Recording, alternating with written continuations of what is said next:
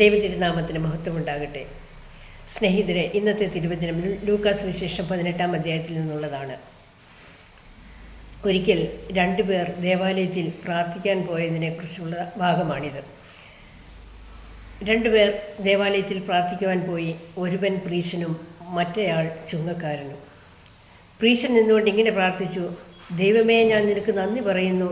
എന്തെന്നാൽ അക്രമികളും നീതിരഹിതരും വ്യഭിചാരികളുമായ മറ്റു മനുഷ്യരെ പോലെയോ ഈ നിൽക്കുന്ന ചുങ്കക്കാരനെ പോലെയോ അല്ല ഞാൻ ആഴ്ചയിൽ 2 പ്രാവശ്യം ഉപവസിക്കുന്നു.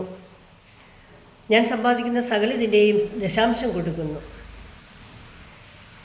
ചുങ്കക്കാരനാകട്ടെ സ്വർഗത്തിലേക്ക് കണ്ണുകൾ ഉയർത്താൻ പോലും യോഗ്യതയില്ല എന്ന് പറഞ്ഞുകൊണ്ട് ദൂരെ നിന്നുകൊണ്ട് മാറത്തടിച്ചുകൊണ്ട് ഇങ്ങനെ പ്രാർത്ഥിച്ചു: ദൈവമേ, എന്നോട് കരുണ തോന്നണമേ എന്ന്.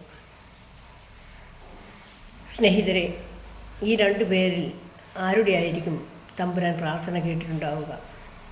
എളിമപ്പെട്ട് ചങ്ക് തകർന്ന് ഒറ്റവിളിയിൽ തമ്പുരാനെ പ്രസാദിപ്പിക്കാൻ ചുങ്കക്കാരൻ്റെ പ്രാർത്ഥനയ്ക്ക് സാധിച്ചു. കാരണം അവൻ്റെ പ്രാർത്ഥന എളിമ നിറഞ്ഞ പ്രാർത്ഥനയായിരുന്നു. പ്രീശനാകട്ടെ തന്നെ തന്നെ നീതീകരിച്ചുകൊണ്ട് മറ്റുള്ളവരെ പുച്ഛിച്ചുകൊണ്ടുള്ള പ്രാർത്ഥനയായിരുന്നു പ്രീശൻ്റേത്.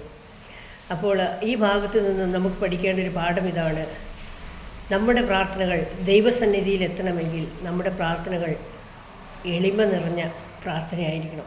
ഹൃദയം തകർന്നുകൊണ്ട് സർവ്വതും ദൈവത്തിന് സമർപ്പിച്ചുകൊണ്ട് സാഷ്ടാംഗം പ്രണമിച്ചുള്ള ഒരു പ്രാർത്ഥനയിൽ തമ്പുരാൻ പ്രസാദിക്കും.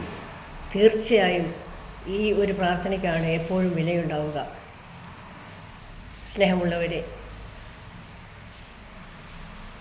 നല്ലൊരു ദിവസം നേർന്നുകൊണ്ട്, വചനത്തിൻ്റെ അഭിഷേകം നേർന്നുകൊണ്ട്, എൻ്റെ ഈ വചനം കേൾക്കുന്ന ഓരോ വ്യക്തികളും അനുഗ്രഹിക്കപ്പെടുവാനായി ഞാൻ എന്നും പ്രാർത്ഥിക്കാറുണ്ട്.